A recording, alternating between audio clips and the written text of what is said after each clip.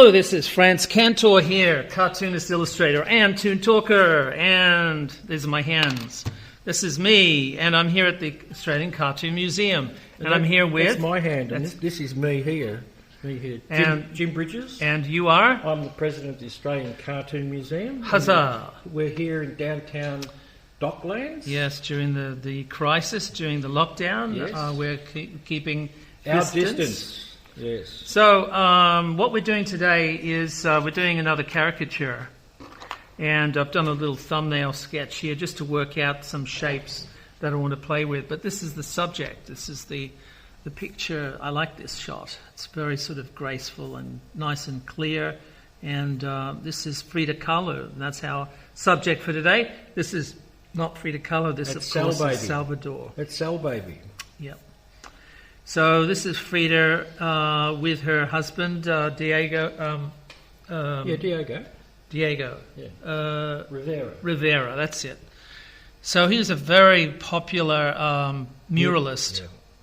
Yeah. And both, of course, were communists. And this is in the 1930s. So communism was viewed as a possible alternative lifestyle. This is her, again, during the same period. You can see that she's sort of donning a, looks like a Chinese garb, very, with a cigarette and everything and her hair down, sort of the epitome of the bohemian intellectual. Very interesting face, very intense gazes. Of course, she's very famous for a lot of things. Portraits, self-portraits. Yeah, a lot of. She did a lot of self-portraits in various stages of her life, including when she was. I think she had a back injury or something, where she was invalid for a while. Well, it affected her whole life. Actually, she was in pain the whole life. She was 18 when she had it. So she had a bus accident or something. She was actually on a bus or a tram. Yeah. And there was an accident, and this vehicle was carrying all these sort of pipes and stuff, and they came into actually came into the bus or the tram, and they actually went into a leg or something, and they just caused her spinal problems and skeletal problems for the rest of her life. She was in pain all her life, basically, after that, and she was only 18 at the time. So she was an intellectual and a socialist. She actually slept with Trotsky. Well, that'd help, wouldn't it? Yeah. But no, he was on the run from.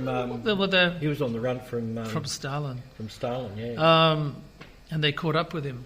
Yes. So just like. And they said, "I've got an argument to pick with you." Mm-hmm.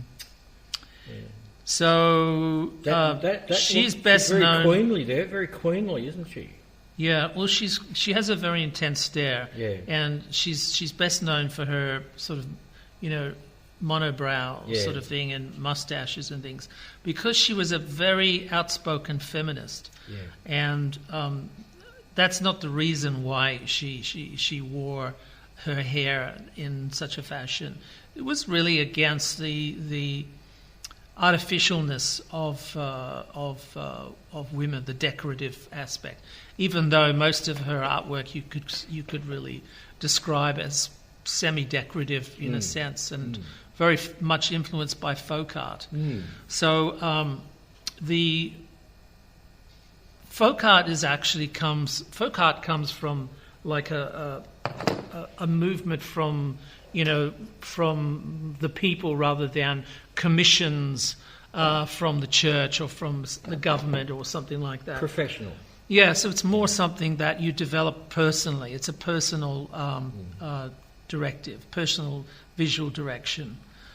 She was quite a very, very famous woman, and very very much an icon. Well, she's become a feminist icon. She's become, she's on T-shirts and coffee cups and everything these days. Well, she's like... She was rediscovered in the 50s, really. Yeah. Well, a lot of artists were rediscovered in the 60s, like Gustav Klimt, for example, or Igor Schiele. Yeah. They were also... Oskar Kokoschka. Yeah. They were also... Oscar. rediscovered, re-evaluated in the 60s. It's because of her work being propagated or printed in magazines and articles and books and things like that. And people started to look at art internationally. So there was this borderless concept of art. Doesn't matter where the art originated from, or what's the socio-political background. It has a very inherent positive aspect and connection to people everywhere. Well, originally she was regarded as a communist artist, and then the surrealist bagged her in, and they called her a surrealist. Yeah, bagged her in. Oh, there's the famous crucifix. Yeah. Of Dali's at the background. So this in the 1930s and 1930s, communism was in some respects like an intellectual pursuit. Well, coming out of the Depression, it was an alternative to a lot of people. Anyway, so this is her. Let's get started into the drawing. As I said, I've done a little thumbnail sketch, which is just basically working from this beautiful, angled head shot of Frida. And just sort of, it's almost like a Madonna. That's the other thing about her, because of her South American position, she and her femininity and everything. People regard her portraits like a Madonna, so it's like a very religious experience as well. So it's quite mixed messages. There's a combination of a fierce dignity about it, isn't there? Yeah. So I've just roughly sketched while I was waiting here. For me to turn up. For the bus. I was waiting here, so I've just done some little, just a sketch, just expand the thumbnail into a larger scale so that I can have something to work on. And I was also working on this. I was both looking at the thumbnail to get the overall impression of shapes, what I wanted to do with the shapes, and then for the details, of course, going back into the photograph. So let's continue on. Caricatures is a very strange pursuit for a lot of people because it's really quite, for me, it's a very... deeply mysterious. Well, it can be, yeah. It's quite reflective because I tend to look at faces differently. So it's not like just the likeness that I'm trying to achieve with the caricature. It's some essence, some inescapable. I was going to say je ne sais quoi, something. Who? some indefinable aspect, and that's got more to do with like looking at the lines that represent expressions, and the expressions that form thoughts come from thoughts form expressions, and expressions form wrinkles or folds, and folds form wrinkles. So it's pretty much like thinking about the Grand Canyon being formed. When you talk about faces, the geology of the face. Yeah, yeah. So I'm a facial geologist. Take that off as a crux. It doesn't take you long to get your initial thumbnail down. No, it doesn't take. You long have at to all, work. But you're obviously making decisions while you're doing it, and later on, when you're sort of 3/4 through the picture, if you decide you've sort of gone wrong, can you change the drawing or you start again? A little bit, but try to keep within the rules, the goalposts that you've created. Yeah. So the broad shapes that you put in, the graphic design element of simplifying, right? Well, yeah, because you did it so quickly in the beginning. You did it so quickly. Yeah. That's right. But simple shapes. Then when you're spending time and thinking about what you're doing, other ideas obviously come across. You mean to change what you've built? Yeah. So sometimes, look, it's again. This is live experience. Anything can happen, basically. So you could screw up. Yeah. Dun, dun, dun, dun, Stingray. Dun, dun, dun. So it's look. I'm perfectly aware that anything can go wrong, but at the same time, I'm excited by these shapes that I see and the lines and what they purport, what they sort of mean. because, lines and folds of skin that are created by expressions, and the expressions are created by feelings and by thoughts and things like that, right? So this is it's like a journey you're going on, and you're aware of the topology of the forms that you see, the landscapes of the face. You're aware of this as you go, and what it means. It means, there were torrents of tears and many, many parties and smiles and thoughts of self-extinction and desperation and love and all of these complex human emotions that reflect the human experience. They tend to show up on the face and in various ways. And you may not recognize it at first, but as you go, it will occur to you that what you're drawing here is, in a sense, a history, like a biography of the person, a story. And that's kind of nice to think about, because it gives you more than,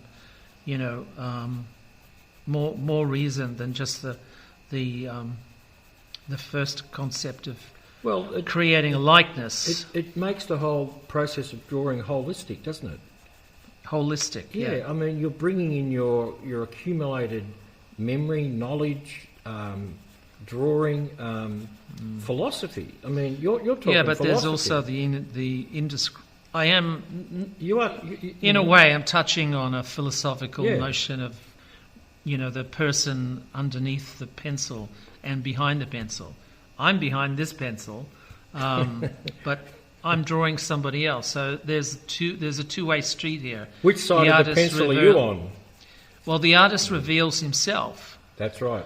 In the drawings, because it's your choices that you make that are relevant to your own personal experience, and those things are evident in the way that you draw, the style, the technique. She was born in 1907. Who? Frida. Yep. And she died in 1954. Right. So which she was not that old, late 40s when she died. Yeah. And she had polio as a child. Ah, yes. So she was, and when she was 18, when she had that freak accident, it was a really freak accident, it affected her the rest of her life. She was in pain most of her life.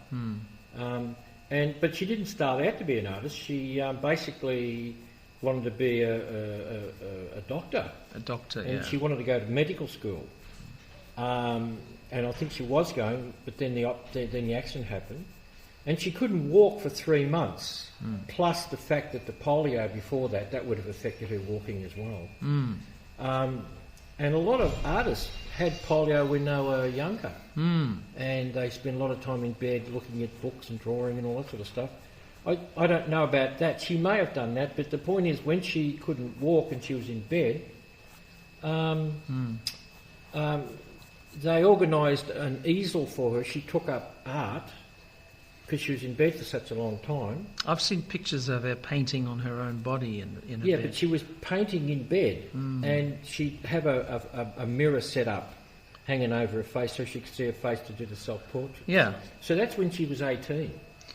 So the self-portraits really came from basically the only subject that she could see in bed.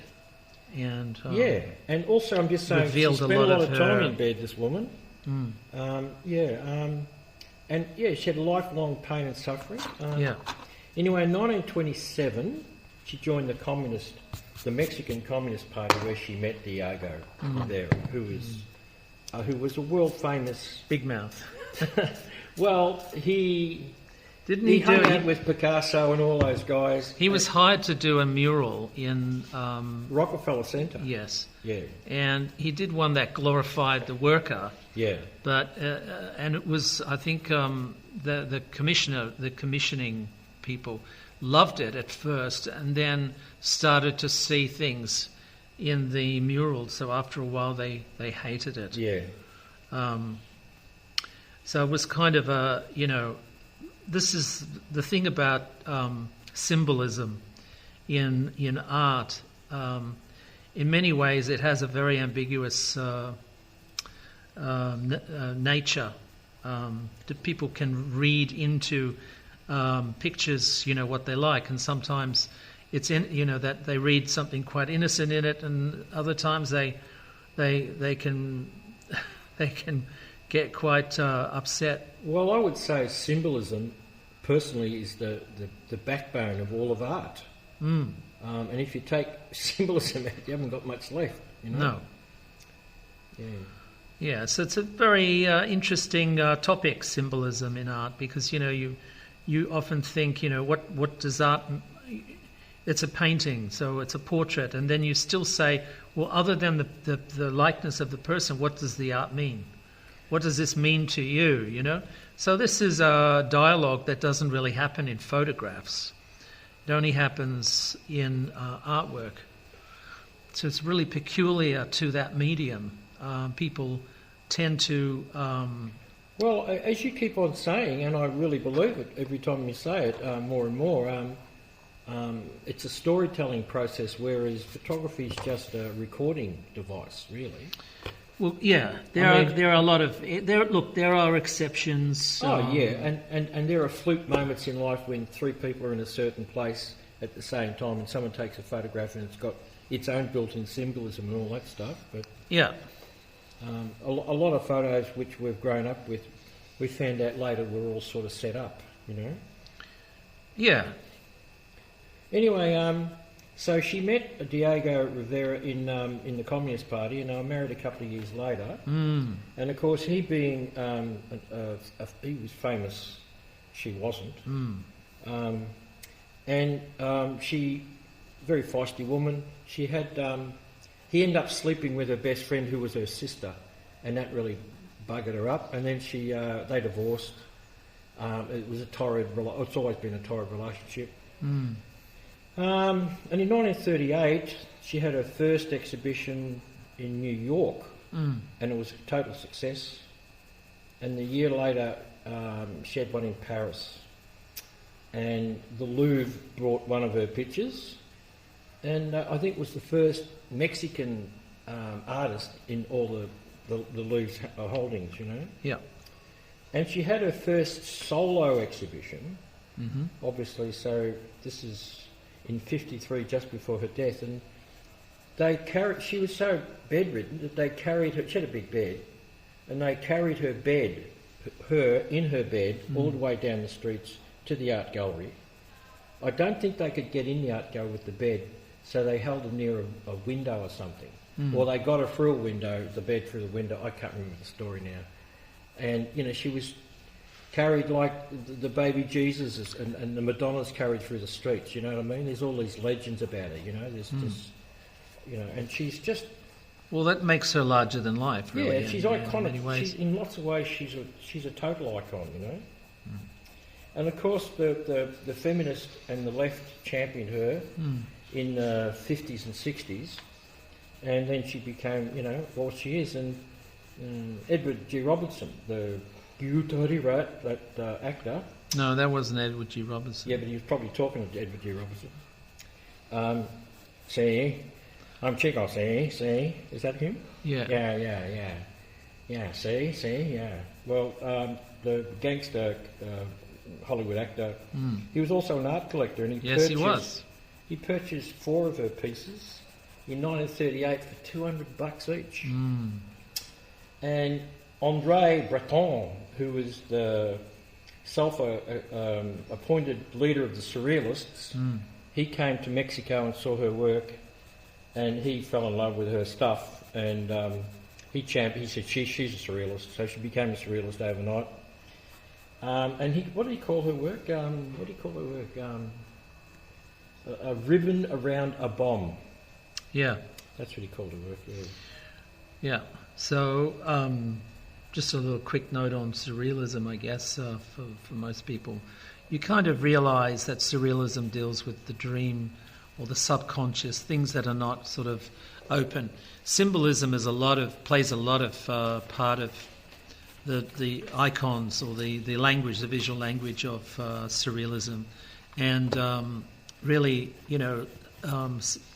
symbolism is a very rich language. It's something that goes into religion, into culture, sexuality.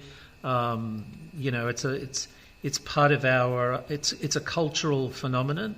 It's a very deeply moving human experience, and for her to use symbolism in such a rich context, and dealing with religion and her pain and autobiographical in particular. Yeah.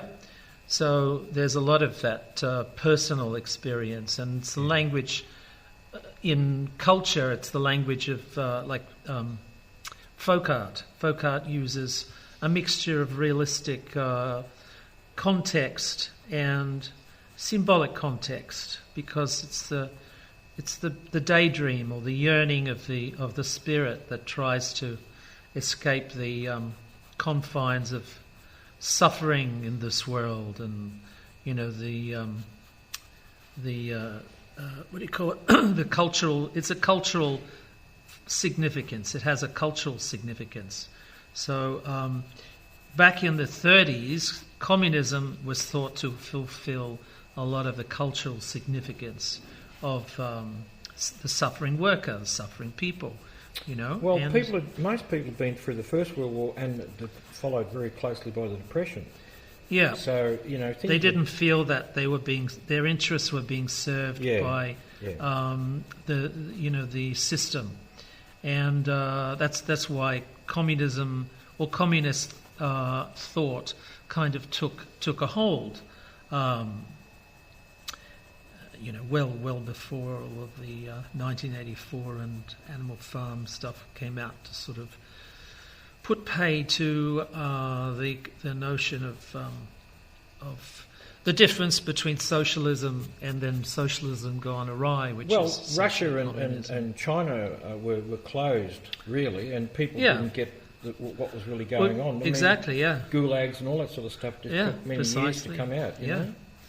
So it's the loss of freedom is a thing we take for granted here, but many people don't in the world. They don't enjoy freedom. They don't have freedom. So it's something that unfortunately is part and parcel of the human experience, and reflected in Frida's work is a sense of a lot of very complex issues: religion, sexuality, femininity. The roles, the gender roles, between the differences between the world of men and the world of women. Plus, she manifested pain in her pictures as well. Yeah, also symbolically. So it's very rich visuals. That can be, because of their very nature, symbolism, as I said, can be almost interpreted differently by different people. But I mean, she was just regarded at the time as someone riding on the shirt tails of her husband. But I mean, the point is, I think it's because people found folk art is totally inferior to any sort of art. Not just that, but folk art, and in particular, the work of women. Yes. So they found the work of women to be inferior to the work of men, and which of course was any artist would poo-poo that idea, but and including her husband, Rivera, but he wasn't so much sexist as selfish. He was sort of incredibly insensitive. Well, he comes from a selfish a macho sort of culture. Yeah, but there are. Yeah, I don't know if culture. I don't know how much a part culture plays in people's unconscionable behaviour. I think it's something that comes from their own personal choice. they're like, if they can get away with it, they will, which is a personal choice. It's not a... Well, cultural. I remember, 30 years ago, if you got drunk and bashed your wife, oh, well, it was the drink. But that's not any excuse anymore. They just get, you get hauled off by the coppers, and you can't use excuses like that. It was the drink and all that stuff, It's I don't think drugs. that was ever. Yes, it excuse. was. It was a reality. Well, it was a reality. terrible. I mean, that's the police would turn up, and now when they have domestics, have a male and a female police officer turn up because of the bias. Right. Oh, that's. It's funny. I can't imagine I've her. led a very sheltered life in that case. You came from Sydney. What's that got to do? Oh, with that's a sheltered place up there. Sydney. Yeah. The home of convicts. The home of Rum Rebellion. It's still alive. The Rum Rebellion's still alive and well in Sydney. You keep saying that. I don't even know what a rum rebellion is. You pay people with rum and then you rebel because you didn't get enough rum. It was the first industry in Australia. Right. The soldiers. This is where the soldiers term... bought the rum off the ship owners, and then they charged 200,000 or a huge markup, and they're making all the money, and the government let them do it. So it sounds like the Tea Rebellion in China and America, where they're protesting against overpayment and taxes and. Yeah, but the police were doing this. Without the police were doing representation. it. The police, the soldiers who were they were running the place. They were the redcoats were doing it. Oh no! All that stuff came from England. All those policies came from England. Tax was invented by England. Yeah. Thanks, England.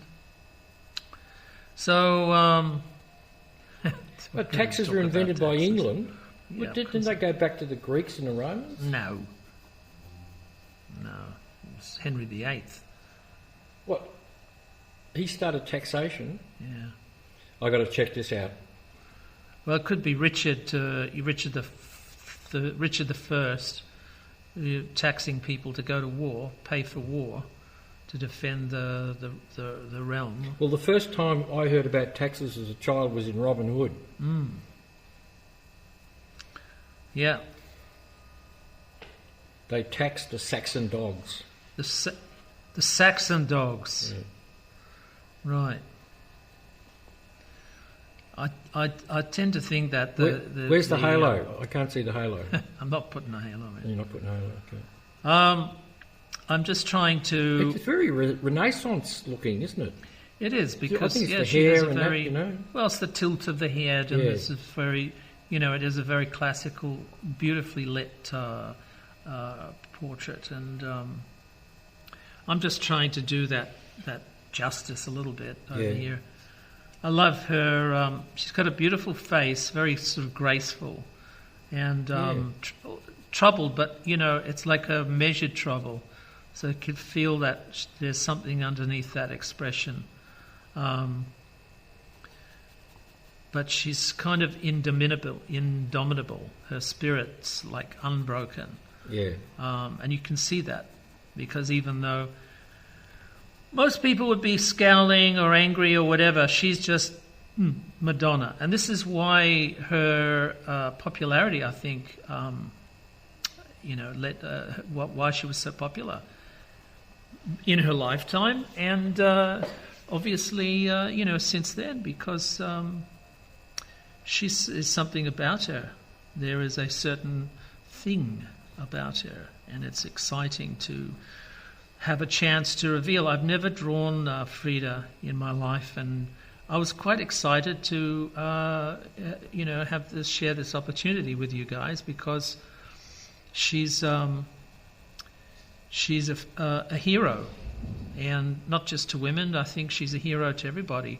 All artists should regard her as their own personal hero in a way, because you know what, she kind of did what she wanted to do, and without any apologies. So she explored herself, and she struggled against all sorts of stuff. Yeah, it's a struggle too. That's her greatness, her struggle. Well, yeah, people are moved by, other people's struggle. Well, it helps you with your own struggle when you find out about other people's it's struggle. inspiring when they, they create something of great significance in their life. Her paintings are they're not exactly beautiful, but they kind of transcend beauty a little bit. Their narrative is not clear. The narrative of the painting is not clear, and people persist. People are enchanted by it because it has a puzzling nature. A lot of surrealism deals with the subconscious. And symbolism, which is the root of folk art, really, which makes really good folk art, symbolism, also deals with a subconscious nature of a narrative, like an underlying narrative. It could be nature, it could be religion, good, bad, evil, whatever. It's a narrative. It forms part of something that we, as human beings, relate to. We relate to her. She's relatable. Her art is relatable. Her experience is relatable. This is why she's important. And, when we see this, it's clearly reflected in her art. And even though, I'm not a collector of her work, I do respect her, and I find her struggle incredibly inspiring. So I may collect her work. After this, I'm learning quite a lot about her just by drawing her. I think you tend to forget sometimes that the drawing experience can illuminate a lot of concepts.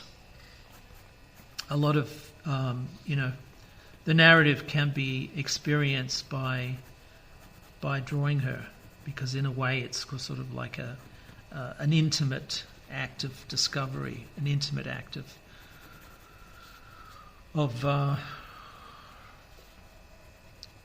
reading her lines.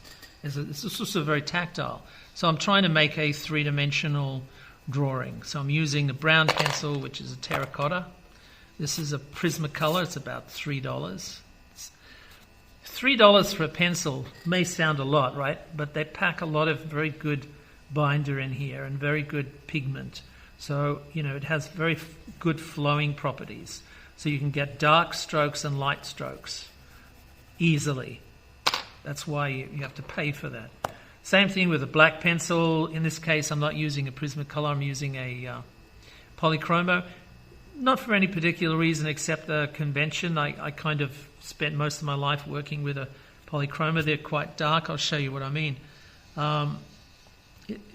You may have a sort of there's a lot of gloss coming from the pencil lines due to the light. So unfortunately I can't really do very much to that. I don't want to pop my head underneath the camera in case you get a bit of a shock and say, who's that Gooma standing in front of the picture? What does Gooma mean? Okay, Gooma is something I've used all my life. Yiddish? I think, Yiddish? No, it comes from Granny from the Beverly Hillbillies. She used I think if I wikied it one day and I thought I like this. I've always liked this name Gooma. It's like when she would. Somebody, a guest on the show or something, would come in and she'd say something to Jed. Who's that Gooma? It's like, who's that idiot?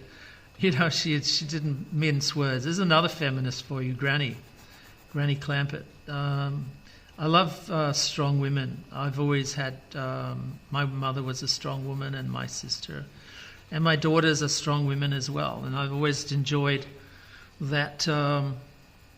That trait in women. I think women should stand up for themselves. It's very, very important, and it's important for men too. And hey, Rivera was a sexist pig, but he loved Frida, and and enjoyed the arguments that he had with her. So again, this goes back to the era. I think everyone was sort of like into arguments and stuff, trying to push thought. That's the era of surrealism. Surrealism came from, and futurism, Manaretti's futurism. This also came from that era. So people sort of in discussion, but not just discussion, folks. Arguments, physical arguments sometimes. Fisticuffs. Yeah. So a lot of is very physical. A lot of thoughts, especially politics, is not a polite subject, of course. But the socialists were very popular speakers. They were they talk about human suffering and the rights of the worker and how we can share stuff, share money and all this, wealth and things like that. So, it was a very popular topic, especially in the 30s, as you said. It was the just before the Second World War. It was still in the Great Depression worldwide. Rise of fascism. A lot of things. Yeah. Well, fascism is probably the other end of the coin of discontented people, where you get just self-centered industrialists and things that don't care much about people, and also some misguided people sort of thinking that the way forward is to violent subjugation of everybody. Have you seen the Frida Kahlo film? I have. I was okay. I tend not to like biopics or whatever they're called. The actress who plays her, I can't remember her name, but she's in a lot of Pedro Almodovar films. Yeah. She bought the rights and she produced it, and she wanted a female director, who she got. I think she was Canadian. I can't remember their names. God, men are terrible with names, aren't they? Yeah. Anyway, well, again, it's the feminist ideal, really, to try to, create a voice that resonates. Well, there's a lot more films being made by women, and it's really good because it opens up the scope of cinema. It really does, because I can't tell the difference between I can. I really and male director. Embrace the idea of women directors and filmmakers, because they bring a different sensibility. They just do. And there's too much cliche in movies anyway. Yeah. Anything that brings in fresh ideas. blood, fresh ideas, fresh cinematic. A lot of the history of cinema in the last, it seems to me, in the last 10 years, with all the rebirth of, like the Filipino films and sort of Asian films and Iran films and all that sort of stuff. It's basically these countries never really had an industry, and they've gone back to traditional ways of telling a story, whereas Hollywood have sort of lost the plot in making money, I think there's... And so the new films coming... And of course Hollywood is different. It's not like the old Dream Factory, because it's all basically independent companies making stuff, the rise of the independents. But and of which the film about Frida is an example of, Uh-huh. Yeah.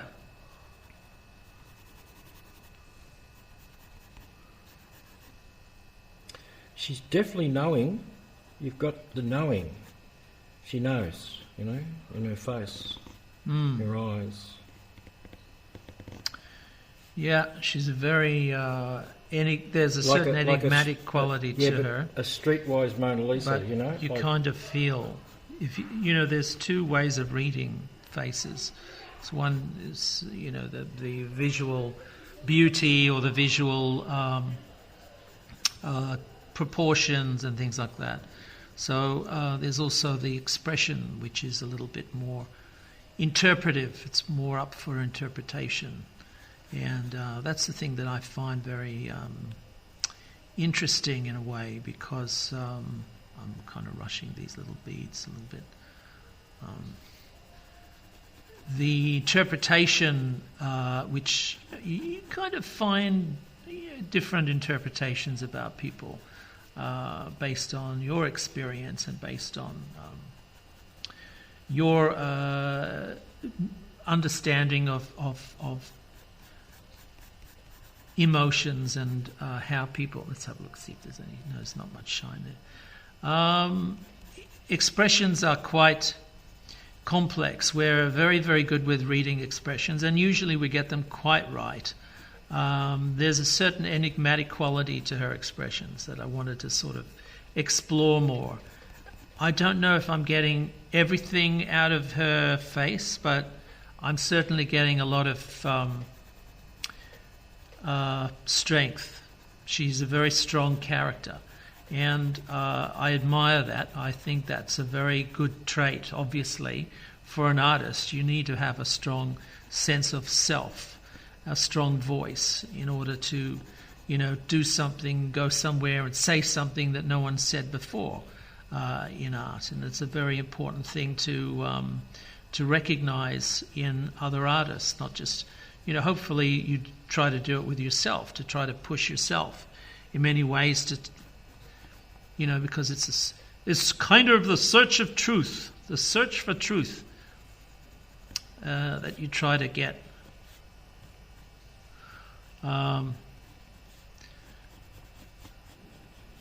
So I don't know if I'm getting the likeness. I'm kind of transcended past that. At the moment, I'm focusing on modelling light and shade. There's a general feeling that the light is coming from the left-hand side of the photograph. So if you look at the photo, you can tell that there's a general light coming in from that side, which means that everything on the opposite side will be in shadow. Yay! Because it's quite a light form, skin. Is very reflective because it's shiny, so it tends to pick up reflections which break up the shadow and sort of lighten it, so that you get more of a three-dimensional modelling. That's what you're thinking about as you go.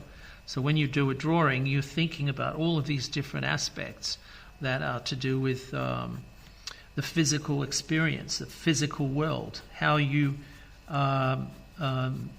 pick up information, and this information is relevant to the picture because it gives it a sense of believability, which is akin to a sense of truth. So in real terms, you're kind of drawing truth, an aspect of truth, justice in the American way.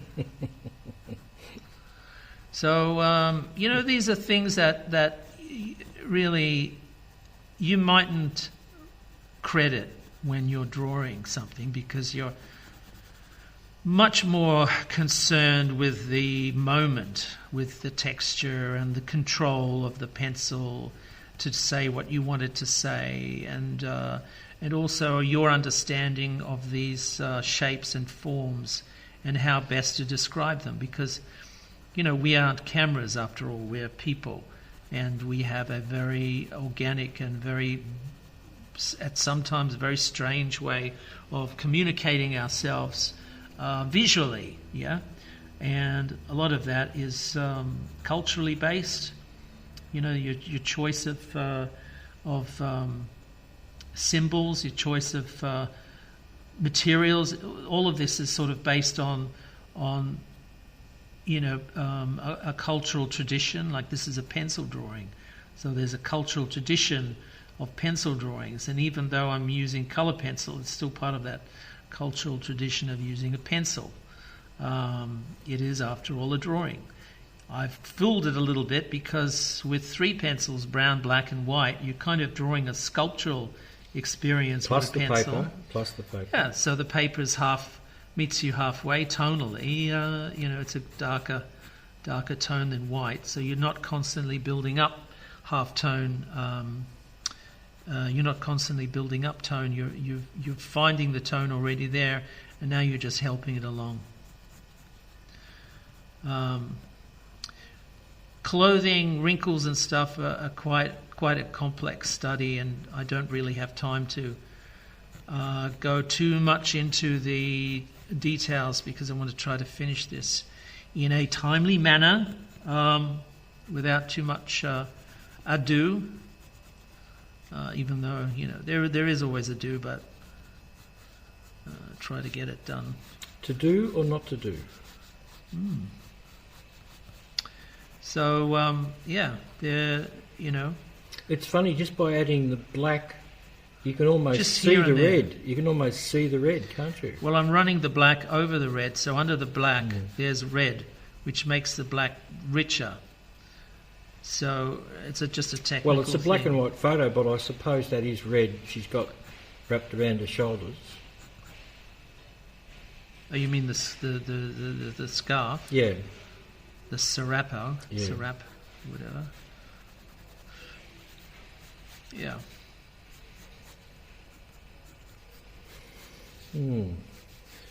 Nearly there, folks. Hang in there.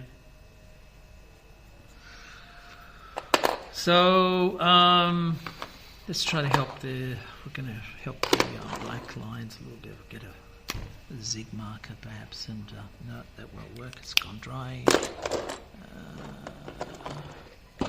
Paper.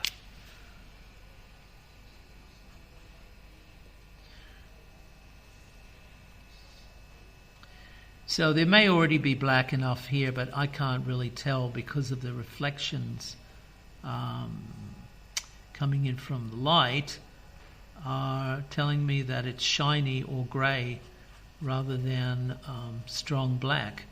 And I thought I'd just sort of help out a little bit with the contrast, building up the contrast. She's got very dark eyes, very chocolate brown, which means that any lights in her eyes are very contrasty. So it's very interesting and striking. I think that kind of helps her pose, her demeanour, the general look and feel of Frida is she's quite striking.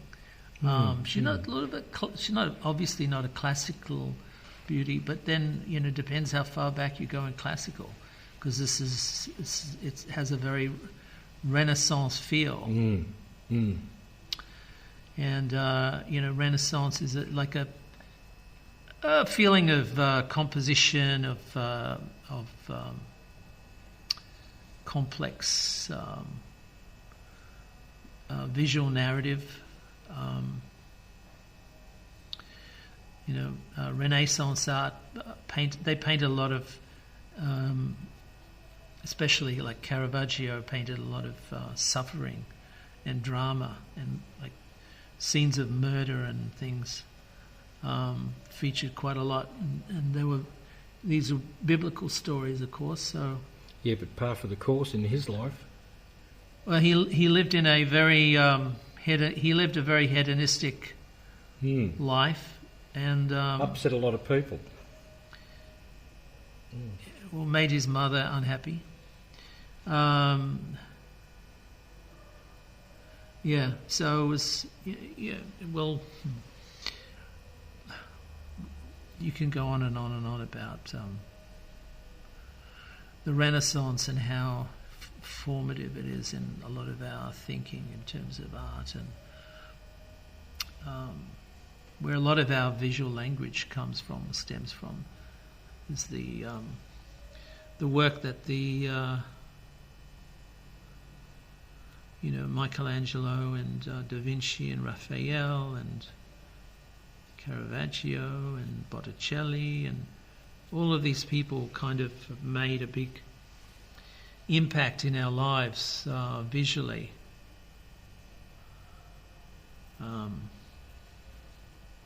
It's hard not to refer to a lot of this, a lot of their concepts and ideals when you're talking about painting in general.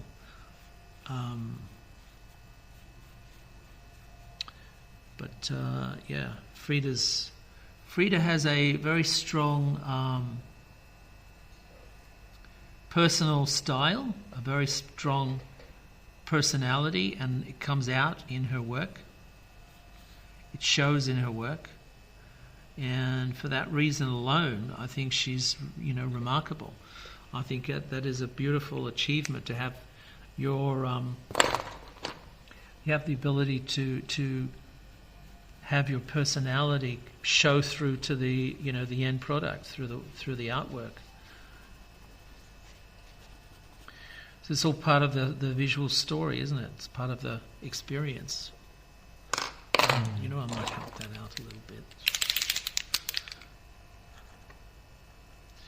So what I'm doing here with this is just helping out the contrasts between the light and the dark, just to give a little bit of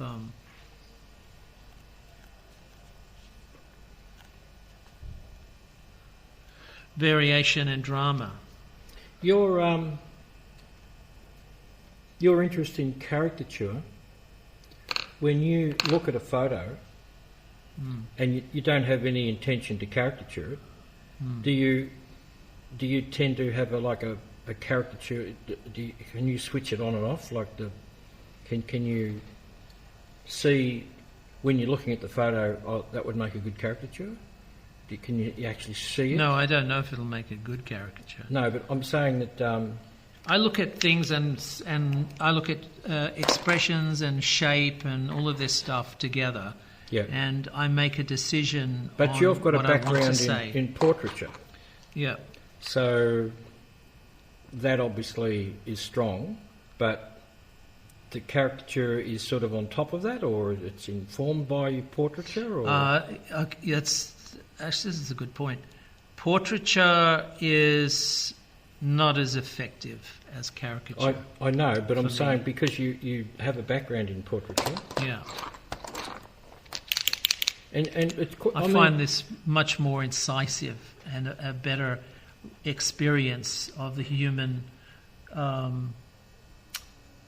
story than a portrait. But then again, it depends. Everything has its own merits. Portraits are done for reasons, aren't they? They're sort of they're official portraits. They're commissioned.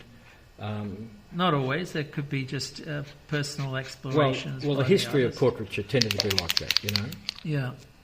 Whereas, you're doing this for free.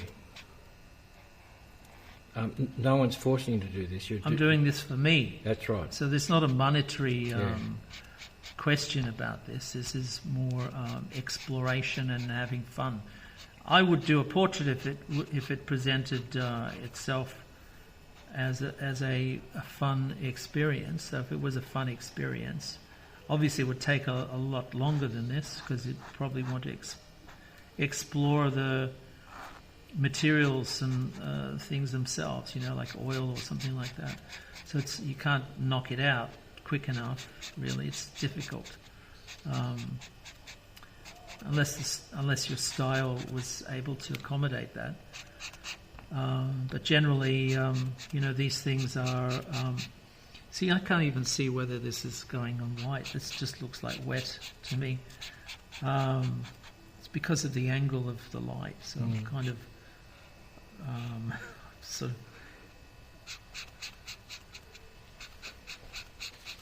I have a depreciative experience of.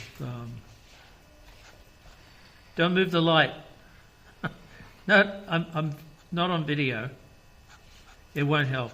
It's the angle. Of your head? No, it's the angle.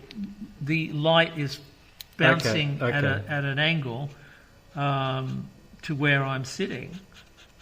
I'm not over the artwork, so usually I'm a little bit more over. Yeah. I'm more overbearing. Yeah, I reckon that's true. Yeah. Yeah, a lot of people said that. Yeah, reckon that's true. Yeah. So I'm enjoying this. I don't know about you guys, or I find her. I'm very pleased I did this caricature of Frida. Let's try to tackle her name now. We'll try to do it in a little bit of a Art Deco. Do you know how to spell her surname? I've actually written it out. Oh. A lot of people put R in it. Pre-spelt. A lot of people put R in it, yeah. Oh, it's a nice A. Yeah, Frida Kahlo, Yvonne Di Carlo. Oh. Nothing to do with one Mrs. another. Munster. This is my take on Frida Kahlo. I really enjoyed drawing her. You could see, like, I've got a little smudgy On her throat. Yeah, we'll try to get rid of that. This is the problem of being right-handed, is that if you work across, A lot of problems. you'll pick up. A lot of problems, yeah. Yeah. All right, this is right-handed Louis and the Fly, and this is Frida Kahlo, and I'm here with... Left-handed Jim Bridges. Yeah. And what do I always say? I will catch you on the flip side. Bye-bye. Bye-bye. Bye-bye.